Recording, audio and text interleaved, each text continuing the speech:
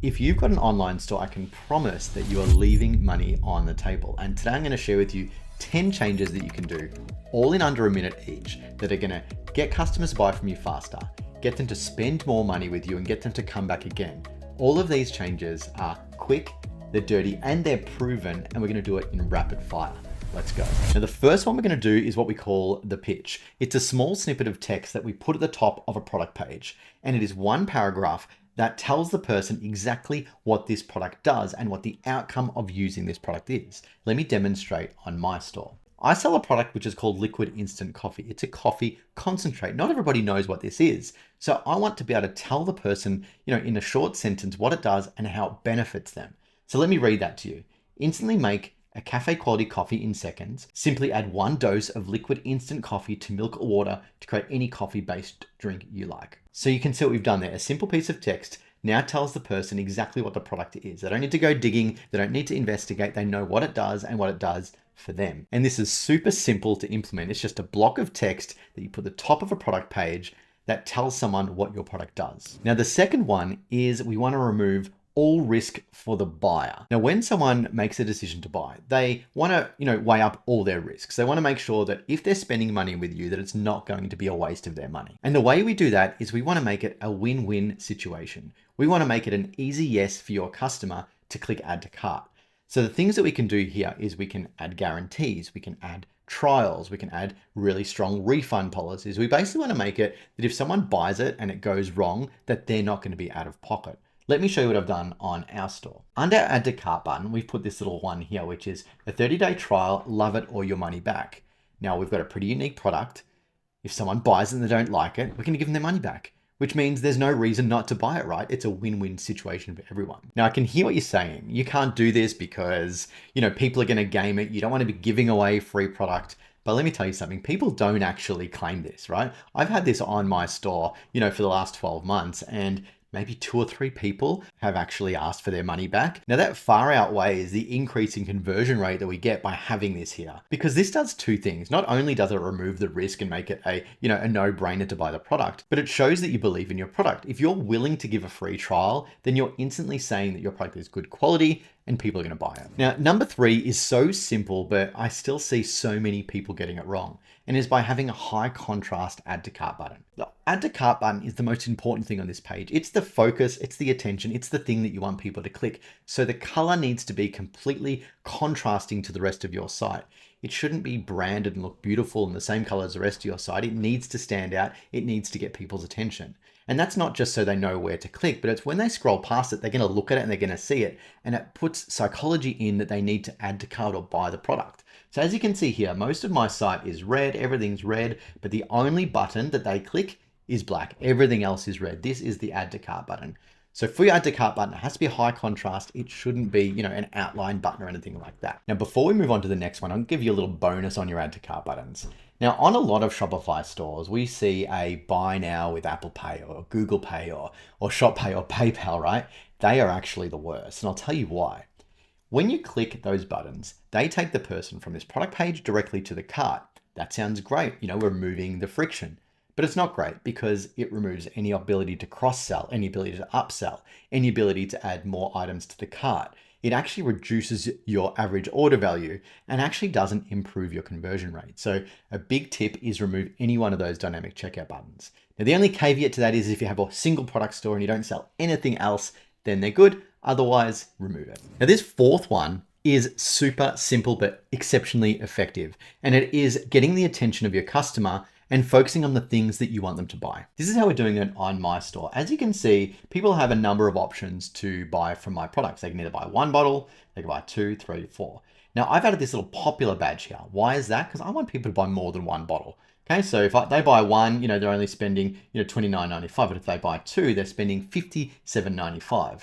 And the reason we put popular there is people want to buy what everyone else is buying, right? They want to make sure that they're not missing out. And if most people are buying 2, everyone will buy 2. It's a really great thing. Now, if you don't have a store like mine, you have a traditional sort of, large collection or something like that, you can also do that. If we have a look at Kylie Cosmetics here, she does it really well. She's got these little bestseller tags here, or she'll have like, Kylie's favorites. things like that, or even new. What that does is that directs the attention to the right product, and it makes sure that people are buying the things that you want them to buy. Number 5 is to add social proof. Now, we can say how good our product is and we can scream the rooftops that we have the best product in the world, but it doesn't mean anything if other people don't also say the same thing. And that's where social proof comes in. So I'll give you a couple of ideas on how to add those. The first is by installing product reviews. Now, if you're just launching your store and you don't have product reviews, the best thing to do is send out samples to say 10 to 15 people and get them to place reviews. Now, shoot those samples out via your store so that it automatically triggers the review system for them to come back and leave reviews for you. So make sure you show the reviews here, but also show the reviews at the bottom of the page so people can actually read everything about your products and what people say about them. The next way you could show social proof is by actually showing your product being used by real people. So in our world, we're showing these videos of people using the products so that they can actually see them in the real world. They can actually see that, this product does work and it does say what it's going to say. Now, if you can't get customers to send you videos and it's just a brand new store, then why don't you go hang out with some friends, get out your phone and start creating content of them using your products. Now, number 6 is a really simple one, yet everybody forgets it. I call it the instruction section. Now, this is the how the product works or how to use the product or the sizing guides. Now, this is where people often get it wrong. Let me show you on my store. We have got a how to use, right? So people can see exactly how to use it and how this product works. Now, you may not have a product that is like mine. Maybe you've got a clothing product. And the way it would work on one of those stores is with something like a size guide. Now, the secret to a size guide is the size guide that they see should be applicable to the product that they're viewing. I often see that I click a size guide and I might be looking at shorts, but on the size guide, it has t-shirts, pants, jumpers, everything in there. And I have to try and find the section for shorts. So a trick here is make sure that it only shows the size guide for the product they're looking at. The second little trick here is make sure that the size guide is where they're choosing the size. The other mistake I see is that people put size guides in the footer or they'll put size guides in a collapsible accordion. It needs to be where someone is actually making a decision on that size. Now, number 7 is adding frequently asked questions to your product, but not any frequently asked questions. We want to make sure that they're specific to the product that the person is looking on. They're not generic frequently asked questions like, how do I track my order? Or do you accept PayPal? These are specific to the outcomes of the product and how the product actually works. These are questions that people might ask if they were calling you on the phone or they're in person to you on, what does the product do and what do I need to know about it before I buy it. Now, if you look at the frequently asked questions on my store, we talk about, the differences on our product to others. So what is dose? We talk about, that it's a coffee concentrate and the process that it goes through. We talk about, how many coffees they can get.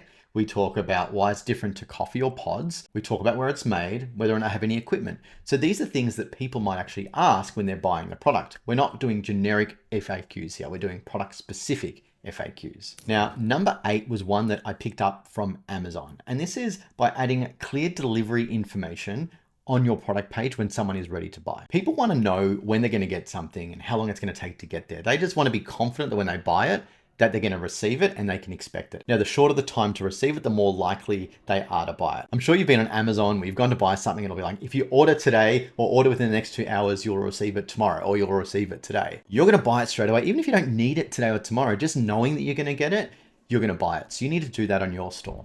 This is how we're doing it on Dosed. We have this little thing here and we're saying it's in stock with this little animated green icon and it ships on Friday. Now, today is Friday. So it ships today. We're not actually saying when it delivers because we can't actually guarantee delivery here in Australia because our delivery system's not that great, but we can actually tell them when it ships. So if someone buys it today, it ships today, and that gives them confidence. If you go and look at Amazon, you can see it has free delivery Monday, 18th of August on your first order if you order within 7 hours and 38 minutes. I'm going to buy this if I need this ASAP, right? So we want to do the same thing on your store. So 2 more to go. Number 9 is add some scarcity to the purchase. You see, when someone is browsing the internet and they're looking around, you don't want to let them go and them never come back again. You want to give them a reason to make a decision quickly. And scarcity and urgency is a great way to do that. We can often do that in sale periods with countdown timers, or we can do it with some sort of limited stock element. Let me show you on my store.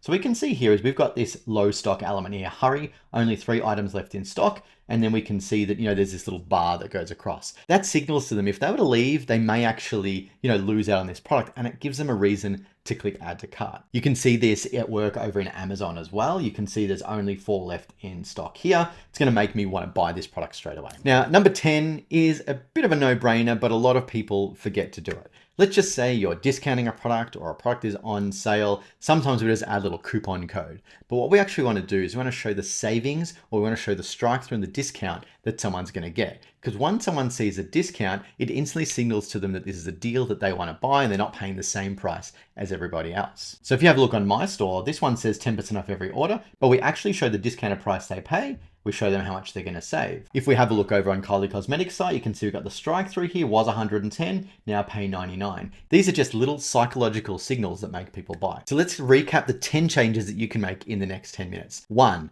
show the desired outcome at the top of the product page. 2, remove risk and make it a no-brainer for someone to buy from you. 3, make sure your add to cart buttons are high contrast and don't blend in with the theme. 4, direct people where to go with a bestseller, most popular, favorites type label. 5, have as much social proof as you can. 6, make sure there is information and instructions, how to, size guides, things like that. 7, make sure that your frequently asked questions are about the product, the outcomes, and how it works, not general FAQs about your store. Number 8, give them information about how quick the item is going to get to them or how quick it ships. Number 9, we want to add some sort of scarcity or urgency so they buy your product right away. And number 10, we want to be really clear on the savings that they're going to get and the price that they're going to pay. Now, I promise you, if you implement those 10 things in the next 10 minutes, you are going to see an increase in sales. But if you did want some help, I'm here.